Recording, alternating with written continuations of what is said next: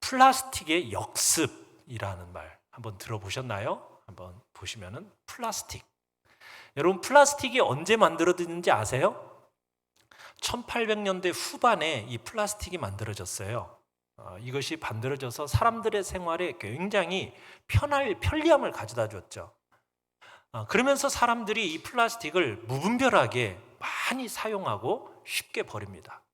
저희 교회도 일주일에 한 번씩 그냥 큰 푸대자루에 플라스틱 가득가득 채워져요. 비닐도 가득가득 채워지고요.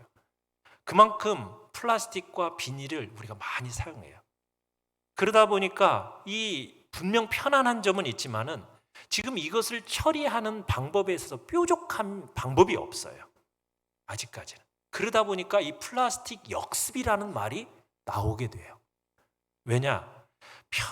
편리함을 가져다 주기는 했지만은 이 플라스틱이 지구에 있는 모든 생물들의 건강을 위협하고 있는 겁니다.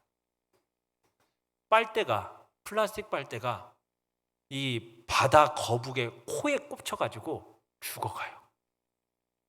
또 새가 실수로 이 플라스틱을 먹었는데 그 플라스틱을 또 누구에게 갖다 줘요? 자기 새끼에게 갖다 줘요.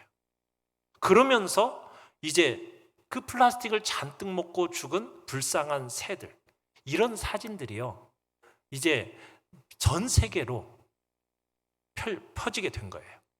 그러면서 무분별한 이런 플라스틱 사용을 줄이자라는 캠페인이 벌어지게 된 거죠.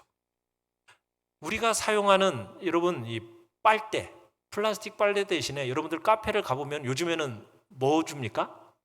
종이 빨대 주는 거 여러분 요즘에 많이 보죠. 그러니까 이 플라스틱을 줄이자라는 그런 캠페인들이 계속해서 벌어지고 있는 겁니다. 그러니까 지구 환경을 살리자라는 그런 의미에서, 좋은 의미에서 시작된 운동들이기도 해요. 자, 그런데 여러분, 이런 많은 계획, 많은 캠페인들이 생기고는 있는데 사람들은 여러분 좋은 계획과 좋은 생각 가운데 일들을 저지르기는 하지만 그런데 어떻습니까? 계획대로 다 돼요, 안 돼요? 계획대로 다 되지는 않아요. 그러니까 사람들이 좋은 마음과 아름다운 생각을 가지고 계획을 세우지만 그 모든 것들이 성공하는 것은 아니라는 거예요. 그러니까 사람의 계획에는 성공도 있고 실패도 있다라는 거죠. 자, 그러면 우리를 향한 하나님의 계획이 있어요, 없어요? 있죠. 여러분, 우리를 향한 하나님의 계획은 어떻습니까? 아름답고 선합니다. 믿으십니까? 우리를 향하여 품고 계신 하나님의 계획은 선하고 아름다워요. 여러분, 이 계획이 여러분들 모두에게 그대로 정말 이루어지면 정말 좋겠죠? 아멘? 그런데 만약 지구를 살리기 위해서 우리 인간들이 많은 계획들을 세웠는데 그 계획대로 다 돼요, 안 돼요? 안 되죠. 안 되다 보니까 우리의 생각 속에도 어떤 생각이 있을 수가 있어요. 우리가 하나님도 우리를 향해서 선하고 아름다운 계획을 세우지만 그 계획이 어떨 수도 있다? 혹시 실패할 수도 있는 거 아니야? 여러분, 그런 의문점 혹시 가지고 계신가요? 하나님의 계획도 실패할 수 있는 거 아니야? 여러분, 그런 마음이 들면은 마음에 어때요? 불안함이 생겨요. 두려움이 생겨요. 그죠? 그러나 사랑하는 성도 여러분, 하나님의 이 우리를 향한, 약속의 자녀인 우리를 향한 그 계획이 실패할 리가 있을까요, 없을까요? 없음을 믿으시길 바라요. 우리를 향한 하나님의 그 선하시고 아름다운 계획, 그 계획이 반드시 이루어짐을 믿으시길 바랍니다. 자, 우리 앞에 내용을 같이 한번 읽어봅시다. 자, 시작. 우리의 삶에 하나님의 계획이 선하게 이루어짐을 알라. 여러분, 우리의 삶에 하나님의 계획이 어떻게 해요? 선하게 이루어짐을 믿으시길 바랍니다. 자, 오늘 본문을 보시면 하루는 애굽 궁궐에 발칵 뒤집어지는 일이 생겼어요. 뭐 때문에 발칵 뒤집어졌습니까? 애굽 바로가 꾼 꿈 때문이에요. 그 꿈은 같은 내용인 듯 하면서도 다른 것 같은, 비슷한 듯한 두 개의 꿈 때문에 이 바로의 마음이 신숭생숭한 겁니다. 왜냐하면 이 옛날의 꿈이라는 것은 그 당시에 어떤 그 정권의 미래를 이렇게 보여주는 꿈이라고 여기는 경우가 많았어요. 오늘날도 우리가 무슨 꿈, 자꾸 꿈 얘기하시는 분들이 있죠. 돼지 꿈, 뭐 무슨 꿈 꾸면은 뭘 산다고 그래. 자꾸 가서 뭘 살라고 그러는 분들이 있는데 그러지 마세요. 여러분, 자, 그런데 이 당시만 하더라도 뭐 일반 사람들도 꿈에 대해서 어떤 하나의 계시로서 받아들였는데, 특별히 왕이 꾼 꿈에 대해서는 그 당시에 어떤 이 나라에 대한 특별한 의미가 있을 거라고 그 당시에 많은 생각들을 했었어요. 그러다 보니까 그 꿈을 해석하는 사람들을, 유명한 이 지혜자들을 옆에 다 두었었죠. 그래서 애굽의 모든 지혜자들을 이제 불러 모았어요. 동원했어요. 그리고서는 그 꿈 얘기를 해줬어요. 자, 그랬는데 그 꿈에 대해서 바로의 마음을 흡족하게 해석해주는 사람이 한 사람도 없는 거예요. 바로의 이 특이한 꿈에 대해서 해석해주는 사람이 없는 거예요. 자, 그런데 그 옆에, 바로 옆에서 술 맡은 관원장이 있었어요. 이 사람이 감옥에 갇혔었잖아요. 그죠? 지난주에 구역 모임 때 들으셨죠? 안 들었어요? 꿈 얘기를 들었죠? 네, 구역 예배 들으시기 바라요. 자, 자신의 이 꿈을 그 감옥에서 요셉이 정확하게 해석해줬고 그대로 되어졌던 것을 자기는 알아요. 그래서 이제 이 꿈에 대해서, 그런데 요셉을 자기가 2년 동안 잊어버리고 있었거든요. 근데 바로가 이 꿈을 자꾸 고민하니까 요셉이 생각이 난 거예요. 그래서 이 술 관원장이 자신이 친위대장 집회에 갇혀 있을 때 만난 이 요셉이라는 사람이 자신의 꿈을 해석해 줬다라는 것, 그 해석대로 이루어졌다라는 것을 고합니다. 그러면서 그 소년이라면 바로의 꿈을 해석해 줄 수 있다라는 확신이 드는 거예요. 그래서 술 맡은 관원장의 추천을 받고서는 감옥에 있던 요셉이 바로의 부름을 받아서 왕 앞에 즉시 서게 됩니다. 자, 바로가 자신의 고민을 얘기합니다. 아무도 자기의 꿈을 해석해 준 자가 없다라는 거예요. 그러면서 요셉에게 털어놓으면서 네가 정녕 이 꿈을 해석해 줄 수 있겠어? 그러니까 바로의 심기를 알아차린 요셉이 바로의 말대로 꿈을 해석할 능력은 나한테는 없습니다. 나에게는 그 해석을, 꿈을 해석할 능력은 없지만 그러나 그 능력은 하나님에게서 나옵니다. 이렇게 분명하게 증거를 합니다. 그래서 바로가 절박한 심정으로 이제 자신의 꿈에 대한 이야기를 해요. 자, 바로가 꾼 꿈, 무슨 꿈이죠? 첫 번째 꿈이 무슨 꿈이고 두 번째 꿈이 무슨 꿈이었어요? 우리가 본문에서 읽었던 것처럼 첫 번째 꿈은 살찐 암소 7마리가 나일 강가에서 풀을 뜯고 있었어요. 자, 그러더니 갑자기 흉측하고 야윈 다른 암소 7마리가 살찐 암소들을 어떻게 해버렸어요? 잡아먹었다는 내용이었어요. 두 번째는 무슨 꿈이었습니까? 아주 토실토실하게 잘 여문 그런 7개의 이삭이 보였는데 갑자기 여이고 메마른 그 7개의 이삭이 나타나더니 그 토실토실하고 잘 여문 이삭들을 모두 먹어버렸다라는 거예요. 그러니까 이 두 꿈을 해석해 보라는 거예요. 자, 그러자 요셉이 대답을 합니다. 자, 바로의 두 꿈을 듣고 나서 요셉이 먼저 꿈에 대한 성향을 두 가지를 제시를 해줘요. 첫 번째는 뭐냐? 바로가 꾼 두 꿈은 같은 내용이라는 거예요. 그리고 이 꿈들은 앞으로 애굽에 닥쳐올 일을 바로에게 미리 하나님께서 알려주어서 준비하도록, 대비하도록 하나님께서 보여준 계시입니다. 이렇게 설명을 합니다. 그러면서 해석을 해요. 뭐라고 해석했어요? 자, 앞에 정말 토실토실한 그 암소와 이삭은 뭘 의미한다고요? 7년의 대풍년을 예견한다라는 거예요. 그런데 이 7년의 대풍년이 끝나면은 그 즉시 뭐가 온다? 7년의 혹독한 기근이 임할 거다라는 뜻이라는 거예요.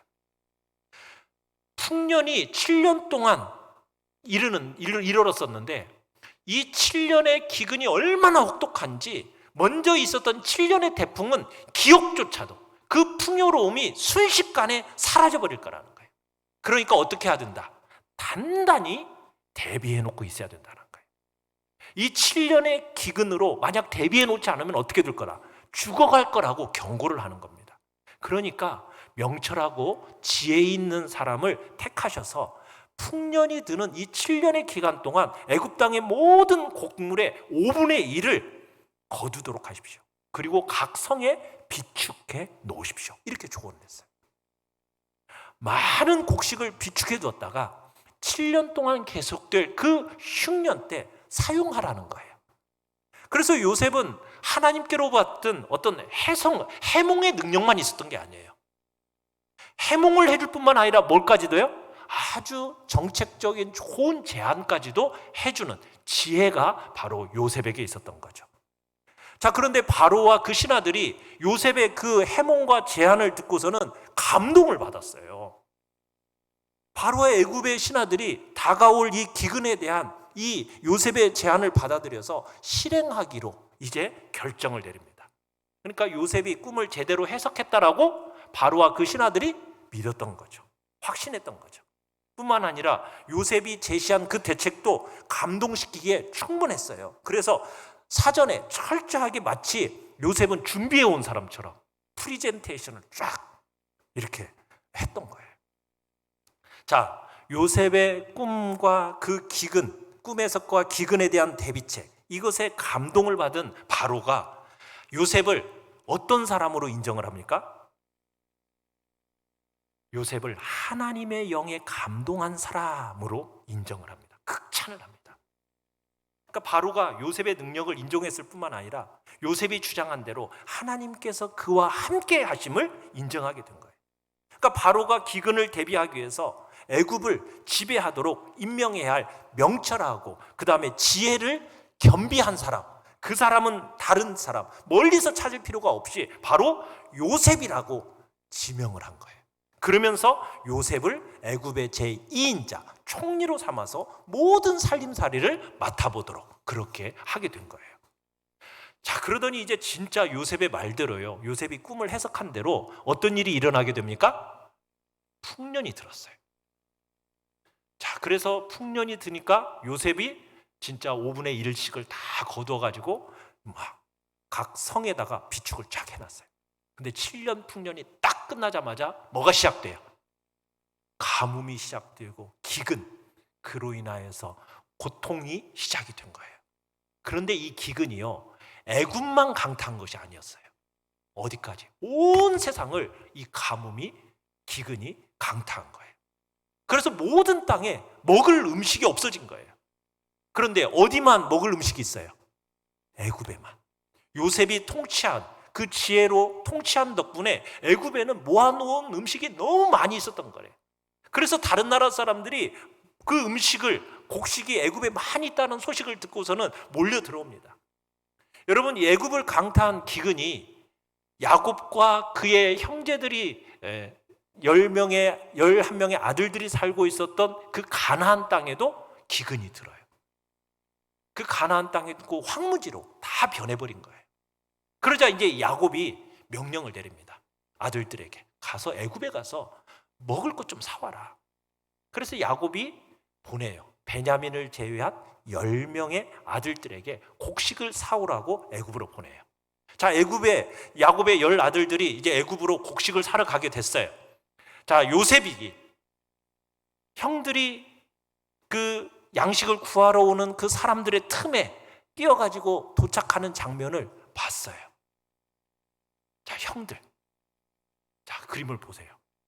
요셉은 곡물을 파는 일을 주관했기 때문에 요셉의 형들이 요셉에게 와서 어떻게 하고 있어요? 엎드려서 절을 하고 있어요. 요셉에게. 자, 요셉은 형제들을 알아봤을까요? 못 알아봤을까요? 곧장 알아봤죠. 형들은 지금 요셉이 총리가 되었을 것을 꿈에도 몰랐어요. 알아보지를 못하는 거예요. 요셉이 서 있는데도. 왜요? 이름도 바뀌었죠. 의상도 바뀌었죠. 헤어스타일도 바뀌었죠. 거기다가 애국어를 사용하고 있죠. 그냥 형들이 뭐 요셉을 알아보지 못하는 건 당연한 일이에요. 게다가 노예로 팔려갔던 아이가 애굽의 2인자가 돼 있을 거라고는 누가 상상이나 했겠어요? 상상도 못할 일이었던 거예요. 자, 양식을 구하기 위해서 지금 요셉에게 절하는 형들의 모습, 여러분 이 모습을 볼 때 어떤 생각이 드세요?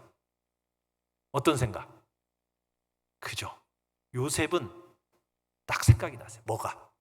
자기에게 절하는 형을 보니까 옛적에 꾸었던 그 꿈이 생각이 난 거예요. 꿈. 어떤 꿈? 어떤 꿈을 꿨었죠? 네, 요셉이 묶었던 10 볕단에다가 형들이 묶었던 11 볕단들이 자신의 볕단을 둘러서고 절했던 꿈. 또 하나는요, 하늘의 해와 달과 11별들이 자신에게 절했던 꿈. 그러니까 요셉의 형들이 요셉 앞에 나와서 절했다라는 것. 이것은 여러분 일찍이 20년 전에 요셉이 꾸었던 그 꿈이 이제 성취된 거예요. 요셉은 연거푸 절하는 이 형들을 보면서 20년 전 가나안 땅 그 도단에서 요셉의 꿈을 비웃으면서 꿈이 이루어지는가 보자 라고 하면서 어떻게 했어요? 큰 소리치는 장본인들, 그리고서는 그 꿈을 이루지 못하도록 그 꿈을 무산시키겠다고 하면서 어떻게 했습니까? 팔아버렸던 그 일이 오히려 이게 어떤 일을 벌이게 된 거예요? 애굽의 총리가 되게 하는 계기가 됐던 거예요. 도리어 꿈을 성취시키는 계기가 된 거예요. 그러니까 형들은 이 요셉의 꿈을 자신들의 그 힘으로 완강하게 막아보려 했어요. 그런데 오히려 하나님의 그 오묘한 섭리에 의해서 결국 자신들도 모르는 사이에 그 꿈을 성취시키는 역할을 자기들이 해버렸던 거예요. 형제들이 요셉에게 절하는 것, 여러분 이게 우연이 아니었던 겁니다. 하나님이 요셉에게 주셨던 그 꿈을 철저하게 이루신 거예요. 요셉의 꿈이 이처럼 여러분 상상하지도 못하는 방식으로 성취될 수 있었던 것은 하나님은 꿈을 주시는 분일 뿐만 아니라 그 꿈을 성취하시는 분임을 믿으시길 바라요. 하나님께서는 자신의 뜻을 계시하시고 그 계시한 그 계시를 분명하게 성취시킴으로써 역사를 이루어 가시는 분이 바로 우리가 믿는 하나님이십니다. 하나님은 한치의 오차도 없이 정확하게 자신의 뜻을, 자신의 예언을, 계시를 성취하시는 분이라는 사실이에요. 꿈을 주신 하나님께서는 전지전능하십니다. 못 이루실 게 없는 거예요. 하나님은 신실하셔요. 그래서 한번 분명하게 계시하신 것은 반드시 이루시는 분이 바로 하나님이세요. 자, 요셉과 형들의 이 운명적인 만남이 여러분 우연이었겠습니까? 아니죠. 하나님께서 진정 이 인류의 역사의 주관자이심을, 통치자이심을 실감나게 보여주는 장면이에요. 우연이라고 하기에는 여러분 너무나도 치밀하게 진행된 여러분 요셉과 형들의 만남 아닙니까? 이 모든 것은 하나님이 뜻하시고 계획하신 일이었다는 거예요. 우리는 인류 역사의 이면을 볼 필요가 있어요.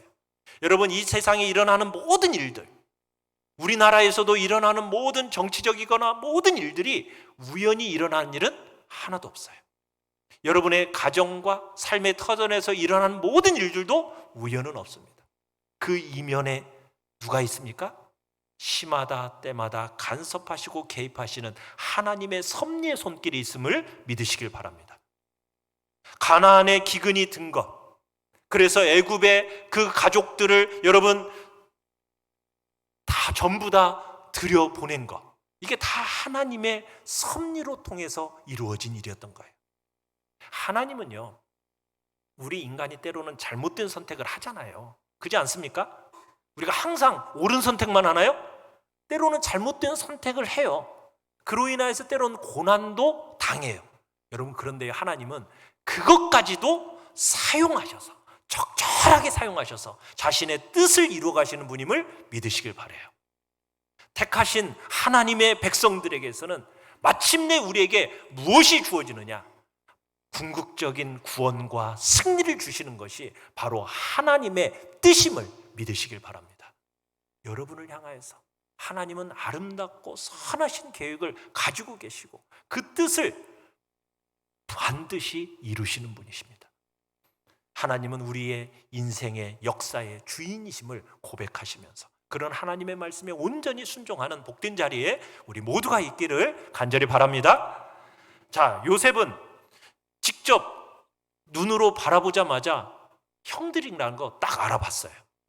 그런데 형들을 알아보자마자 아는 체를 했어요? 모른 척 했어요? 모른 척 했죠. 아주 낯선 사람처럼 행동을 합니다. 곡식사러 온 형제들에게 자신의 신분을 감추는 거예요. 왜 그랬을까요? 곧바로 아는 척하지. 왜 아는 척하지 않고 모른 척하고 심지어는 뭐라고 몰아세웁니까? 정탐꾼이다, 간첩이다 하면서 막 몰아세웁니다. 왜 그랬을까요? 막 거칠고 가혹한 말로 형들을 왜 이렇게 몰아세웠을까요? 이유가 뭐예요? 형들이 변했는지 안 변했는지 시험해 보기 위해서예요. 정탐꾼이라는 누명까지 씌우면서 형들의 반응을 한번 살펴보는 거예요. 사람이요, 위기에 딱 처하면은 뭐가 나타나요? 본심이 드러나잖아요. 그죠? 그러니까 위기를 확 주는 거예요. 그래서 형들의 그 마음을 살펴보고자 한 거예요. 왜? 옛날 20 몇 년 전에 자신을 팔았을 때와 똑같은 마음을 가지고 살고 있는 건지, 노예로 팔았던 그 형들이 변화가 있었는지 그걸 살펴보기 위해서 그렇게 한 거예요. 변화가 있었어요, 없었어요? 있었어요. 나중에 이제 또 한 번 오잖아요. 동생 베냐민을 데리고 와요. 그 동생 베냐민에게 요셉이 어떻게 합니까? 은잔을 숨기도록 해서 가져가도록 하잖아요. 그러고서는 잡아오잖아요. 그랬을 때 형들의 반응이 어땠습니까? 옛날 같았으면은 니놈이 그랬다고서는 그냥 자기들은 가버릴 수도 있었는데 어떻게 해요? 베냐민을 위해서 자기의 목숨까지도 내놓겠다라는 형들의 모습을 보여줘요. 전에는 무자비한 게 정말 이복동생이라고 하면서 팔아버렸던 그 형들이 아니라 이제는 이복동생을 위해서 기꺼이 자신을 희생하는 모습으로 변화된 형들을 만난 거예요. 그러자 요셉이 더 이상 자기의 정체를 숨길 수가 없었죠. 그걸 어떻게 합니까? 애굽 사람들을 보내고서는 형제들에게 자신이 누구인지를 알리죠. 그러면서 한참 동안 울면서 형님들, 저 요셉입니다. 형님들이 종으로 팔았던 바로 그 요셉입니다. 자, 형들이 얼마나 놀랬겠어요. 그러면서 또한 아무 생각도 안 들었겠죠. 17살에 애굽으로 팔려갔던 이 요셉이, 여러분 그 고난의 과거사에 대해서 어떤 시각을 가지고 있었습니까? 형님들, 두려워하지 마세요. 하나님이 많은 사람의 생명을 구원하기 위해서, 살리기 위해서 저를 먼저 이곳에 보내신 거예요. 자, 이곳에 모아둔 곡식이 많아요. 그러니 가나안에 가서 아버지와 가족들을 모두 데리고 와서 이곳에서 지내세요. 여러분, 요셉은 파란만장한 22년, 23년의 세월을 막 복수의 마음을 품고 산 게 아니었던 거예요. 보통은 막 복수의 칼날을 갈고 살잖아요. 나한테 그런데 그렇게 살지 않았어요. 요셉은 자기가 당한 그 억울한 일, 고난, 이것으로 인해서 원망하고 슬퍼하고 그렇게 살지 않았어요. 거기서 벗어나서 오히려 자신들이 형들에 의해서 내가 애굽에 팔려간 것이, 그리고 고난과 시련을 당한 것이 오히려 가족과 다른 생명을 구원하시기 위한 하나님께서 방편으로 삼으셨다. 이게 하나님의 주권적인 섭리의 결과다. 이렇게 보았기 때문에, 그래서 요셉은 자신의 형들이 판 행위는 비록 악한 것이었지만 그 악한 행위보다는 그 배후에 계신 그 하나님의 주권적인 섭리의 손길을 바라봤던 거예요. 그러니까 형들을 어떻게 할 수가 있었어요? 넉넉한 마음으로 품을 수 있었던 거예요. 용서할 수 있었던 거예요. 위로할 수 있었던 거예요. 원망과 서운함을 벗어버릴 수가 있었던 거예요.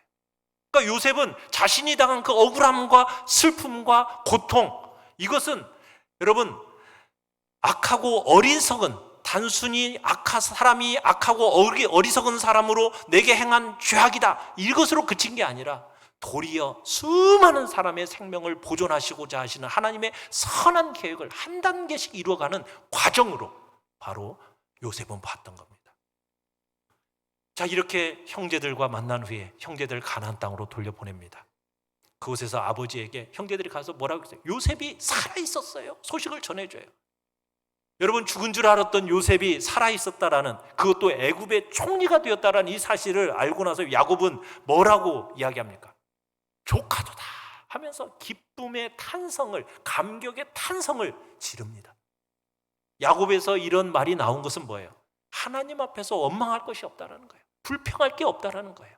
감사의 찬송밖에 나올 게 없다라는 것을 얘기하는 거예요. 그러니까 야곱은 요셉을 잃었는데 잃은 게 아니었던 거예요. 하나님께서 잠시 빌려가셨던 거죠. 그리고 하나님은 요셉을 통해서 놀라운 구원을 이루셨고, 그를 돌려주실 때에는 여러분, 병들고 지친 노예를 돌려주신 것이 아니라 존귀하고 영광스러운 구원자로서 돌려주셨던 겁니다.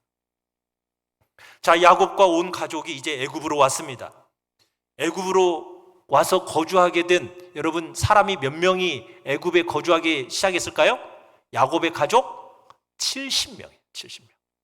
이제 다음 주에 출애굽기로 갈 건데, 이 70명이 400년이 지난 후에는 몇 명이 되는지. 네. 여러분, 이제 야곱은 죽은 줄로만 알았었는데 요셉을 보니까 너무 기쁜 거예요. 그리고 껴안고 한참 웁니다. 아버지와 아들의 23년 만에 재회였던 거죠. 요셉은 아버지의 목을 껴안고 한참 울고 다시 껴안고, 야곱은 요셉을 보았으니 이제 죽어도 여한이 없다라고 하면서 그곳에서 이제 애굽에서 요셉과 함께 살게 됩니다. 그러다가 야곱은 이제 파란만장한 인생을 그 애굽에서 마무리를 지어요. 요셉의 품 안에서, 그 사랑하는 아들 요셉의 품 안에서 이제 평안한 삶을 마무리하고 숨을 거두게 됩니다. 자, 근데 문제는 야곱이 죽자 이 형들이 다시 두려운 마음이 생긴 거예요. 왜요? 이거 요셉이 혹시 옛날에 우리들이 자기를 팔아버린 일로 인해서 앙심을 품고 있는 거 아니야? 지금까지는 아버지가 살아계셨으니까 우리를 가만히 두었었는데 이제 아버지가 죽었으니 이제 우리를 또 해야 하는 거 아니야? 이런 두려운 마음이 드는 거예요. 혹시나 요셉이 자신들을 해하면 어떡하나, 이런 걱정이 앞선 겁니다. 자, 형들의 이 두려움, 이 요셉과 그들 사이에 얼마나 골이 깊었는가, 이걸 우리가 볼 수가 있는 거예요. 자, 지금 애굽으로 온 지도 어느덧 17년이라는 세월이 되었고 이제 야곱이 죽었어요. 요셉이 그 17년 동안 형제들한테 얘기했겠죠. 우리 가족 모두를 살리기 위해서 하나님께서 나를 미리 애굽으로 보내신 것이다. 그러니 너무 두려워하지 말라. 이렇게 설득하는 과정들이 있었을 거예요. 그런데 이걸 진심으로 받아들이질 않는 거예요. 왜요? 자신들이 저지른 일이 너무 엄청난 일이니까. 여러분, 보통 사람이라면 그런 일을 당하면 가해자 가만둬야 안 돼요? 가만 안 두잖아요. 그러니까 이거 우리 가만두지 않을 거다, 이런 두려운 마음이 형제들에게 있었던 거예요. 그래가지고 이 형제들이 서로 공모를 합니다. 그래가지고 요셉에게 전가를 보내요. 뭐라고 전합니까? 아버지께서 돌아가시기 전에 남기신 유언이 있습니다.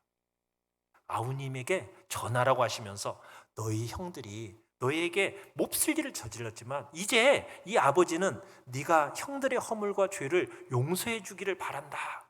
아버지께서 그렇게 말씀하셨으니 아우님, 우리 아버님께서 섬기신 그 하나님의 종들인 우리가 지은 죄 용서해 주세요. 이렇게 얘기한 거예요. 자, 요셉은 아버지의 부탁이라면서 전가를 보낸 후에 직접 찾아와서 또 이 요셉 앞에 엎드리면서 우리는 당신의 종들입니다, 이렇게 또 얘기하는 거예요. 여러분, 그 모습을 본 요셉의 마음은 어땠을까요? 굉장히 힘들었겠지만 그러나 마음을 다시 추스리면서 17년 동안 형들에게 들려줬던 말을 또다시 들려줍니다. 뭐라고 얘기했어요? 자, 말씀 같이 볼까요? 자, 앞에 시작. 두려워하지 마소서. 내가 하나님을 대신하리이까? 당신들은 나를 해하려 하였으나 하나님은 그것을 선으로 바꾸사 오늘과 같이 많은 백성의 생명을 구원하게 하시려 하셨나니. 넘겨주세요. 당신들은 두려워하지 마소서. 내가 당신들과 당신의 자녀를 기르리이다. 여러분, 형들을 완전히 용서하고 용납하는 이 요셉의 모습, 이게 어떻게 가능했을까요? 바로 하나님의 주권적인 섭리를 믿었기 때문입니다. 그랬기 때문에 그런 향기로운 인격, 신앙의 인격을 보이는 거예요. 요셉은 하나님의 그 섭리를 믿었기 때문에 형들의 이 죄악을 용서할 수 있을 뿐만 아니라 그 형들의 후손까지도 양육하겠다라고 약속하면서 죄책감에 찌들어 있는 그 형제들에게 두려움을 몰아내게 된 겁니다. 요셉의 이런 하나님의 섭리에 대한 이해, 사랑하는 성도 여러분, 여러분 모두에게도 이런 하나님의 절대적 주권적 섭리의 이해가 있기를 간절히 바랍니다. 하나님의 섭리에 대한 여러분 이런 이해가 있을 때 우리가 고난을 넉넉히 이겨낼 수 있는 거예요. 우리를 미워하고 우리를 핍박하는 사람들까지도 사랑할 수 있게 되는 겁니다. 다른 사람의 핍박을 통해서 하나님께서 자신을 연단시키려고 하시는구나, 하나님께서 나의 믿음을 더욱 성장시키려고 하시는구나, 여러분 이렇게 믿을 수 있는 거예요. 우리는 하나님의 섭리를 깨달을 때 원수까지도 사랑하고 모든 고난을 인내로 극복할 수 있게 되는 겁니다.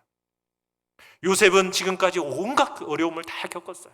형들에게 미움받았고 결국 형들에 의해서 팔림을 당했고 결국 종이 되었고 또 애굽에 가서도 정직하게 살았지만 보디발의 아내로부터 여러분 모함을 받아서 억울하게 감옥에 갇히기도 했고 요셉은 형들 때문에 모든 비극이 시작됐다고 생각할 수도 있었어요. 여러분 그런데 하나님의 계획은 어떻습니까? 요셉은 이 모든 일이 하나님 계획 안에 있음을 믿었던 거예요. 하나님의 계획. 하나님이 위대한 계획을 요셉에게 보여주신 것처럼 요셉은 자신의 삶을 통해 하나님의 계획이 선하게 이루어질 것을 믿었던 것입니다. 만약 요셉에게 이 믿음이 없었다면 여러분 애굽에 팔려가 가지고 종으로 살면서 여러분 감옥에 갇히면서 어떤 마음을 품었을지 몰라요. 자신의 삶을 포기했을지도 모릅니다. 자, 그러나 우리는 믿습니다. 우리 빌립보서 1장 6절을 같이 한번 읽어보겠습니다. 시작. 너희 안에서 착한 일을 시작하신 이가 그리스도 예수의 날까지 이루실 줄을 우리는 확신하노라. 아멘. 우리 안에서 착한 일을 시작하신 하나님께서 그리스도 예수의 날까지 여러분을 향한 하나님의 선하시고 아름다운 그 놀라운 일들을 반드시 이루실 것을 믿으시길 바랍니다.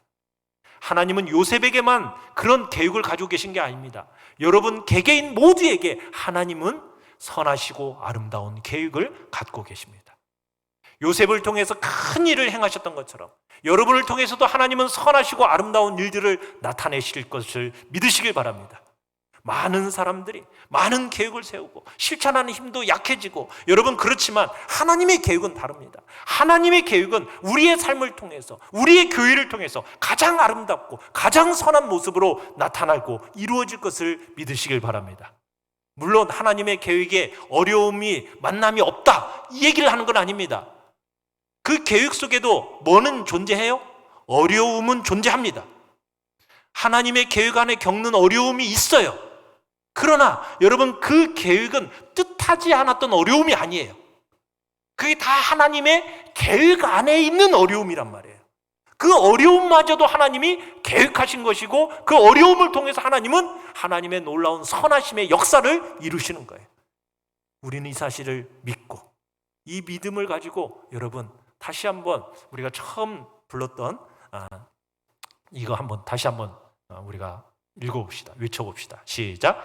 우리의 삶에 하나님의 계획이 선하게 이루어짐을 알라. 우리의 삶에 하나님의 계획이 선하게 이루어짐을 믿으시길 바랍니다. 여러분 혹이나 상처뿐인 과거의 이 것으로 여러분이 막 마음이 철창같이 막 이렇게 닫혀져 있다면 이 시간 그 말씀의 능력으로 하나님의 주권적인 섭리의 믿음으로 그 철창들을 부수시고 정말 미래를 향해서 독수리처럼 날아오르는 복된 자리에 우리 모두가 있기를 간절히 축원합니다.